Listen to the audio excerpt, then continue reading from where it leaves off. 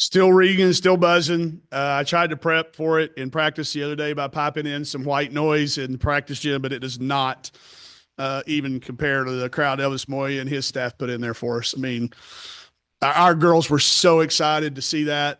When I was telling the numbers of kids that were coming, we had two cool moments.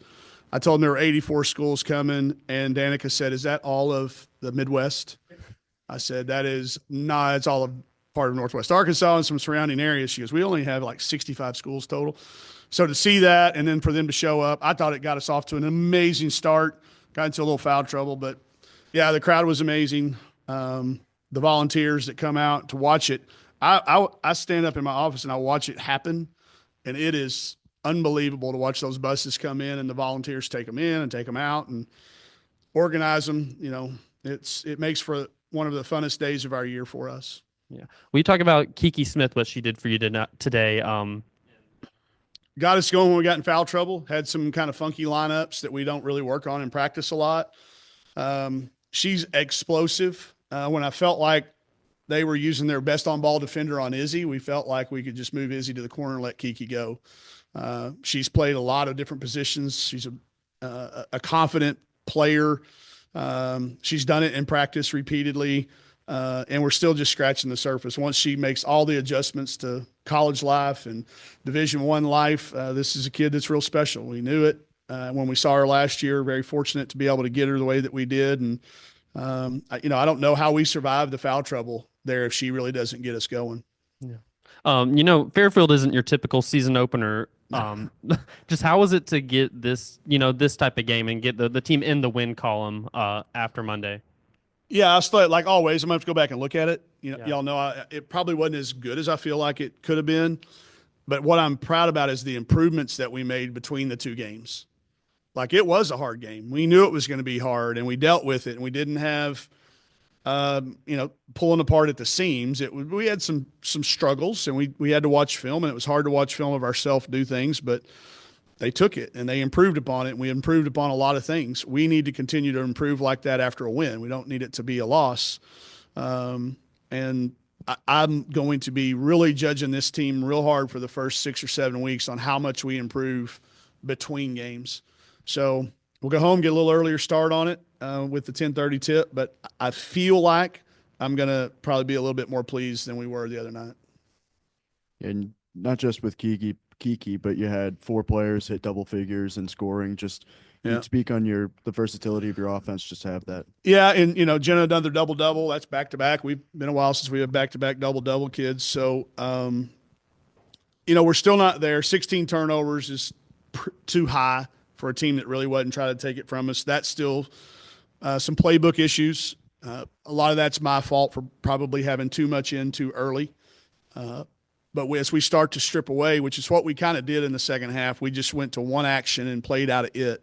I think the kids were more comfortable. So we'll coach better and get more comfortable with the playbook. I think we will make more shots as a result. But I love the balance of 26 free throws, 24 threes. That makes that 33 at 2 attempts. We threw it inside to the post quite a bit tonight.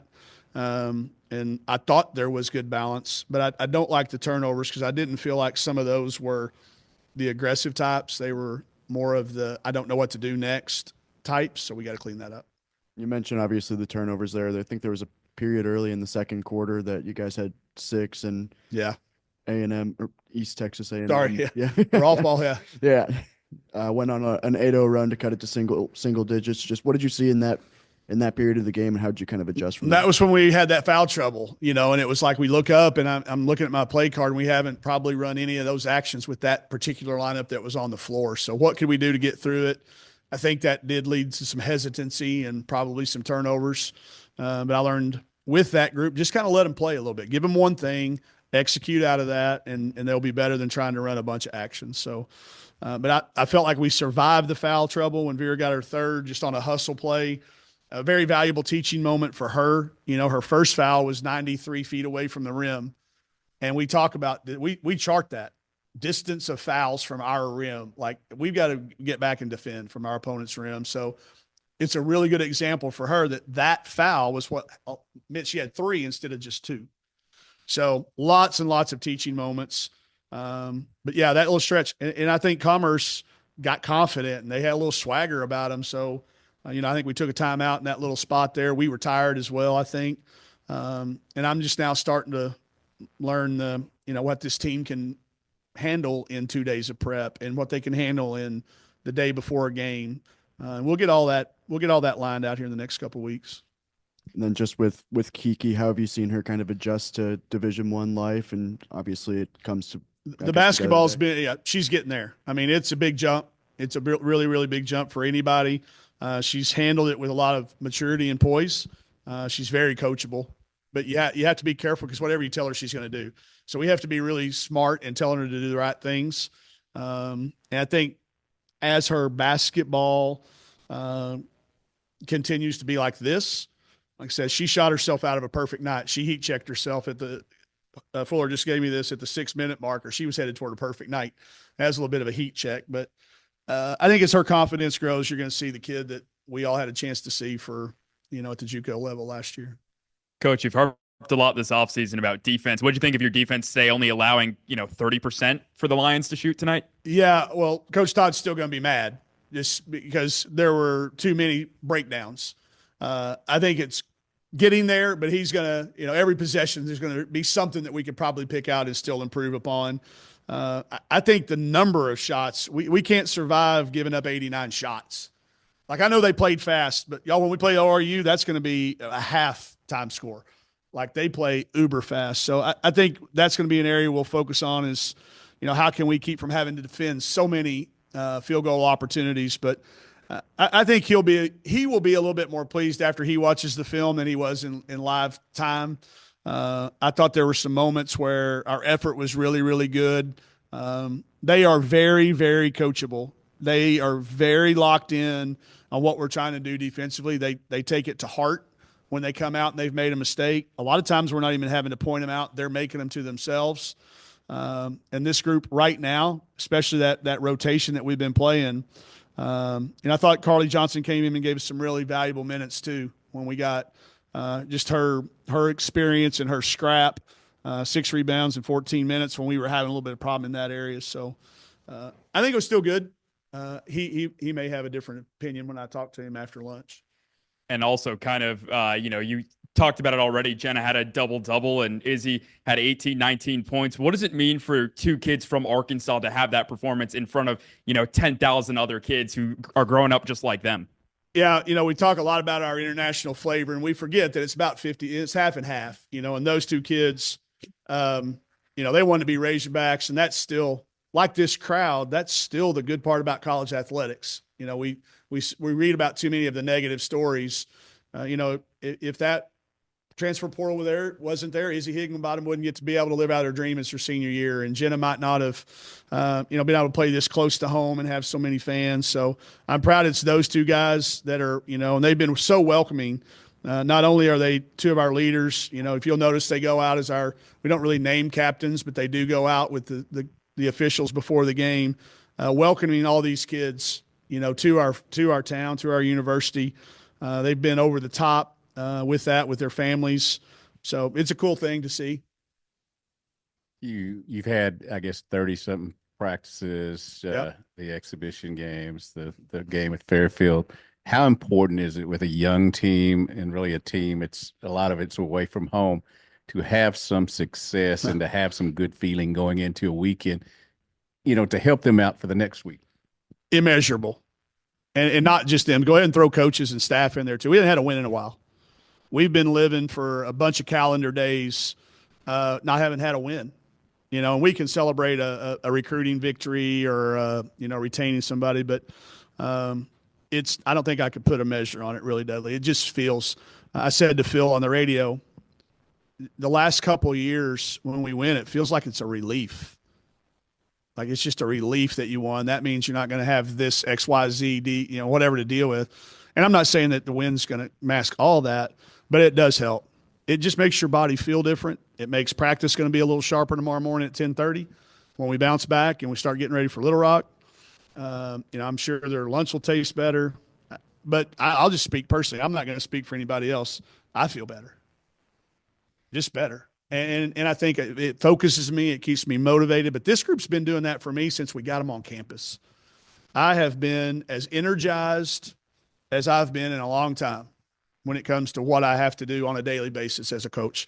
And that's all because of the group of kids we have in there and how they approach it. Some different dynamics to the Little Rock game this year. You're going down there, Yeah. Just Weed talk about hour. that a little bit. Weed hour instead of Foley too. It's going to be so, I'm close with all those guys.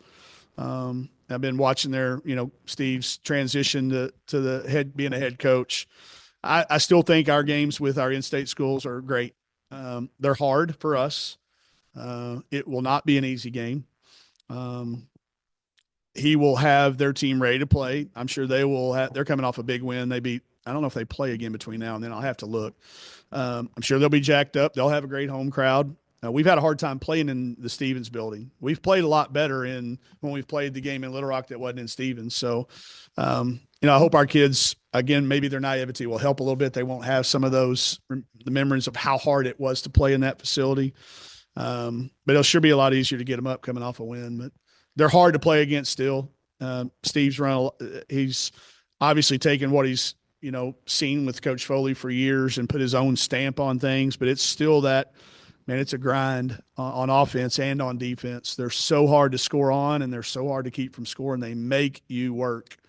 So our recovery is going to be important. I'm glad we play early, and I'm glad we play late. They scored a lot of points the other day. Yeah. So they're playing faster with him. Yeah, a little bit. Yeah, and I think I don't know for sure. It was a non-Division I opponent that might have had, and not NCAA opponent, that might have had something to do with it, Grant. But I think when Steve went to be the high school coach and was a head coach, they played a little faster. So I don't know how much of that will translate. I'm sure it's very dependent, but they shot it a bunch. Like they were flying it up. I watched about half of that flipping it between. So I'm anxious to get into film, but we're going to anticipate they will. They've got some depth. I think they will challenge in that area, but they did look like they were playing a lot faster to me. But it could have been more the opponent than the style. I'm not positive. They kind of kept it within 10 to 15 points there for a while, and in the start of the fourth quarter, Izzy she kind of exploded real quick. How big was that for her and for the team to get that start to the fourth quarter and kind of put it away then? Yeah, I think it ballooned up. We got up 26 or so there with a little bit to play. It allowed us to rest a couple of kids, get a couple of kids out. Vera didn't end up fouling out, which was good. We got some kids who have been practicing real hard, multiple minutes, and more film, more game experience. And just to pull away, that's a confidence thing. We knew they would not go away. I've known Coach King for a long time as a player and as a coach, and you knew that there was not going to be any stopping them. So I was proud that we got some lineups in there that we needed to get some film on, some things they can improve on, because we're going to need some depth as the year goes along and things happen.